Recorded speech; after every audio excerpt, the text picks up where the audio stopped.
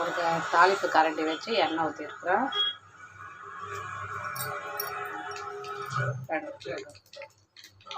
கடுகு பொரிஞ்சோடனே ஆஃப் பண்ணிடணும். சட்னி தாளிப்பு.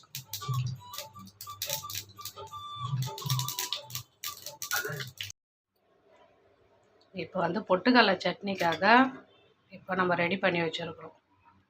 அதுக்கு தேவையான பொருள் பொட்டுக்கடலை, தேங்காய், இந்த கரண்டியில் வந்து எண்ணெய் ஊற்றி பூண்டு, சின்ன வெங்காயம், பச்சை மிளகா, கொத்தமல்லி போட்டு லைட்டாக ஒரே ஒரு வதக்கி வச்சுருக்கிற சட்னி அரைக்கிறதுக்காக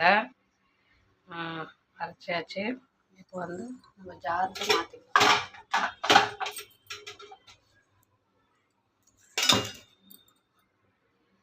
இப்போ ஜாருக்கு வதக்கணத்தை நம்ம போட்டுடலாம்.